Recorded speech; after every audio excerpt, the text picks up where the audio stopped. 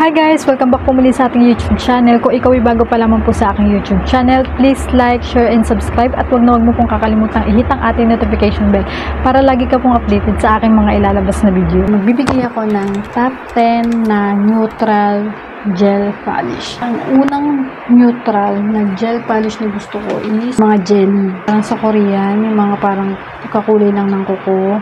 Kaya gusto ko yun kasi nga medyo malinis tingnan. So, kung maputi ka, sobrang bagay sa inyo. Pangalawa ko ay itong parang touch of tan na to. Kasi kahit hindi ka maputi or kahit morena ka lang or maputi ka, bagay. Tapos kahit saan mo siya i-partner, kahit anong suot mo, bagay. Pangatlo, itong gray na to. Kahit luma na siya, kahit madumi na yung kuko mo, maganda pa rin. So, ang pang-port ko, yung milky white. Bagay siya, lalo pag extension, sobrang clean, sobrang, ang linis-linis mong tignan. Sumunod, etong dirty white. Kasi, medyo morena ka, tapos mag-swimming ka sa dagat. Sobrang ganda niya, parang, ang linis lang tignan ng paa mo.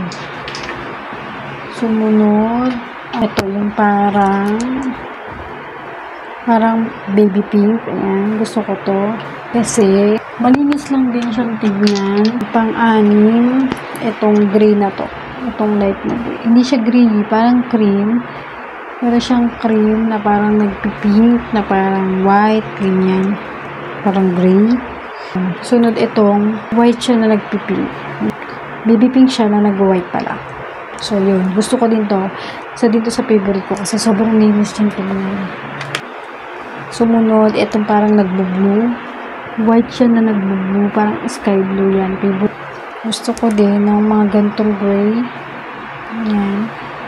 Light gray. Sobrang light gray yan. Favorite ko din yan. Gusto ko din ito. Ito. Ayan yung parang nagpipink. Ito din. Isa din to sa pinaka-favorite ko. Hindi ko na binabanggit yung number kasi ang hirap eh. Para siya nagba-brown. Ito na yung last. Yan. Gusto ko din yan. Ayan. Ito yung parang kakulay lang to ng kuko guys. Ito ata yan.